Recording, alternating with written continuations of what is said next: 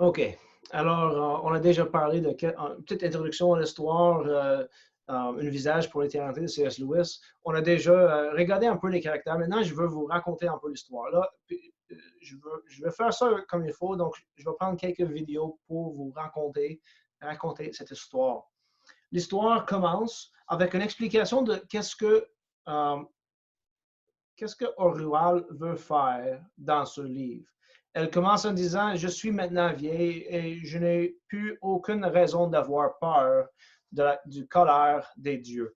Je n'ai ni mari, ni enfant, ni même des amis à travers qui ils pourraient me faire mal. Et elle va continuer à même expliquer, regarde, j'ai pas peur des dieux, qu'est-ce qu'ils peuvent me faire? J'ai rien à perdre. Et donc, puisque j'ai rien à perdre, étant libre de ce peur, je vais écrire ce livre. Je vais écrire dans ce livre ce que personne qui est heureux oserait écrire. Je vais accuser les dieux, surtout le dieu qui habite sur la montagne grise. Et donc, elle explique que dans ce livre-là, elle veut amener une plaidoyer contre les dieux pour montrer comment ils sont injustes. Maintenant, je veux un peu que vous imaginez un royaume. De ma manière de le comprendre, de manière que je l'ai imaginé, je vois un grand château, vraiment comme ça dans l'Angleterre, avec des grandes roches carrées pour les murs. Et dans ce château habite Trom, le roi de Glome, avec, au début de l'histoire, il habite là avec ses deux filles, Orual et Redival, et sa femme. Mais l'histoire commence avec la mort de sa première femme. Il habite dans ce grand château et si on sort des grandes portes du château, on descend par la rue, on va se rendre dans le village. Et si on continue dans la rue principale, ça se peut qu'on se rend, on longe une fleuve, puis on arrive, puis il y a un pont qui amène l'autre côté de la rivière. Puis l'autre bord de la rivière, il y a le gazon, puis des grandes côtes bien belles et vertes, puis qui amènent jusqu'à des montagnes qu'on voit dans la distance. OK, c'est là où on se trouve. Puis l'histoire commence avec le maire d'Orval et Redival qui meurent. Pas longtemps après la mort de leur mère, Trom réussit à acheter ce philosophe grec qui est appelé le renard. Le renard vient, puis il commence à un peu apprendre un peu qu'est-ce qui se passe ici. Il sait que son emploi, il est l'esclave du roi. Ce qu'il va faire avec sa vie, c'est d'enseigner les filles du roi et de donner des conseils au roi. OK?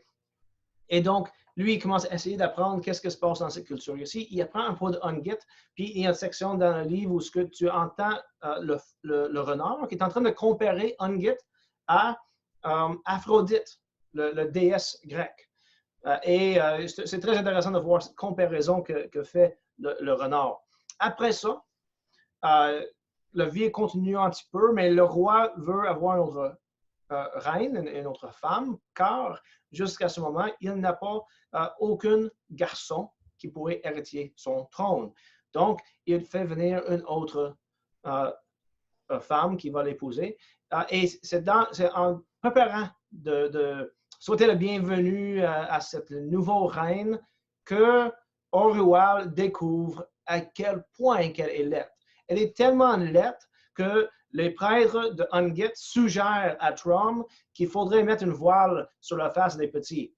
Puis Trom est un peu comme, ben pourquoi? Puis le prêtre dit, ben l'as-tu vu? Il me semble que c'est tout ce que je veux voir, c'est de la voir, puis tu voudrais mettre une voile là-dessus. Et donc, un roi réalise à quel point qu'elle est laide. Bien, la nouvelle femme arrive, elle tombe rapidement enceinte et à l'intérieur d'un an, non seulement est-ce qu'elle a un enfant, mais elle meurt pas longtemps après avoir donné naissance à cet enfant. L'enfant est une fille et elle est nommée Psyché, Istra. Le roi, en entendant qu'il a encore une fille, est enragé. Il frappe n'importe quoi. Il finit par battre le renard qui n'a aucune il n'a rien joué dans l'histoire, mais il avait besoin d'une sortie pour son colère, puis il finit par battre le renard tellement mauvaise que le renard contemple le suicide. Finalement, il ne le fait pas.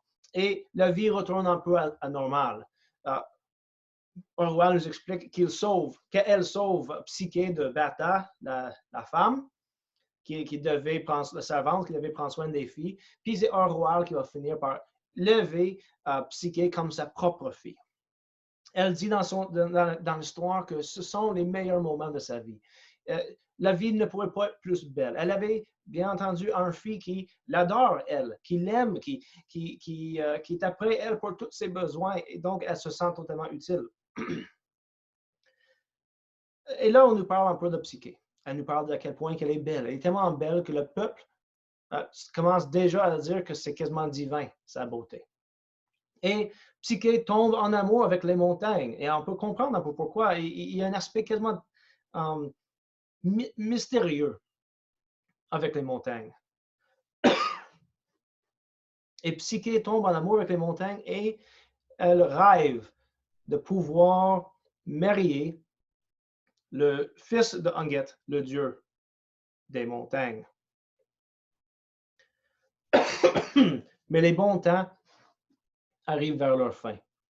Ils ne peuvent pas durer longtemps. En fait, les bons temps arrivent vers leur fin quand que Redival, étant un peu, comme on a dit, superficiel, étant plus ayant plus d'intérêt pour des plaisirs éphémères de ce monde que pour d'autres choses, qui ne pensent pas aux conséquences de ses actes. Bon, elle finit par faire des choses avec un jeune homme de la village qui est vu par Beata, la servante. Ça vient au roi, puis le roi dit comme conséquence, bon, Redival, tu vas être obligé de passer le restant de ton temps toujours avec le renard. Ceci vient briser l'intimité que Orwell avait avec Psyché. Et ça commence le mauvais temps.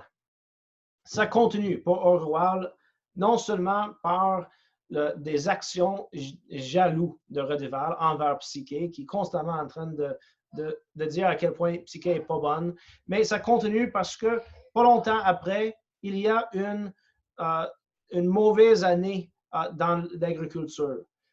Il y a une famine dans une première année, et dans une deuxième année, une deuxième famine et une rébellion contre le roi. Non seulement ça, mais en plus, le monde tombe malade et il y a un fléau qui commence à partir partout dans le monde et le monde commence à mourir de cette maladie. Le renard lui-même tombe malade. Mais Psyché, comme une petite fille qui aime beaucoup on pourrait dire quasiment son grand-père, à quel point il est proche pour eux autres, Psyché va prendre soin de lui et, par ses soins, l'aide à revenir à la santé. Bien, vous pouvez imaginer la rumeur qui va se passer maintenant dans les villages parce que tout d'un coup, on apprend que non seulement est-ce que cette fille est tellement belle que c'est quasiment divin, mais en plus, c'est par elle que le renard a repris la santé. Bien, mais finalement, ce n'est pas par elle que le renard a repris la santé. En fait, c'est par juste le simple fait qu'elle a touché. Et tout d'un coup, le rumeur circule que tout ce que ça prend, c'est le toucher du Psyché, le déesse, pour que tu puisses être guéri de cette maladie. Le peuple vient jusqu'au château. Tu peux les voir monter le rue, venir jusqu'au château pour demander que le roi laisse Psyché sortir, pour que Psyché puisse les guérir. Ému par le peuple et ayant du compassion pour ceux qui sont malades, Psyché décide d'elle-même de sortir. Puis elle sort, puis elle marche parmi ceux qui sont malades, puis elle les touche. Orwell dit, il y en a certaines qui se sont guéries, il y en a d'autres qui sont morts, mais on ne sait pas si c'est parce que Psyché l'a touché ou non, qu'ils sont soit morts ou guéris. On n'a aucune idée, mais ça a ajouté à cette genre de rumeurs qui circulent et le monde commence à adorer Psyché. Mais si vous connaissez un peu les évangiles, tout comme avec l'histoire de Jésus, quand que Jésus est rentré dans Jérusalem de manière triomphale sur le dos d'un âne, le monde l'a adoré et une semaine plus tard, ils l'ont crucifié. De la même manière, ça n'a pas pris longtemps pour que le peuple commence à tourner contre Psyché. Il n'y a pas assez de personnes qui sont guéries. Le fléau continue. il continue à manquer de nourriture, puis les animaux et leurs bêtes commencent à mourir. Et donc maintenant, ce n'est plus Psyché la déesse, belle qui va de guérir. Maintenant, c'est Psyché qui est le malédiction des dieux. Elle est en fait le malédiction. Et donc, le peuple demande pour Psyché, mais cette fois-ci, pas pour qu'elle puisse le guérir, mais pour qu'eux, ils peuvent le tuer. Dans la prochaine vidéo, on va reprendre l'histoire puis voir qu'est-ce qui se passe avec Psyché et Orwal.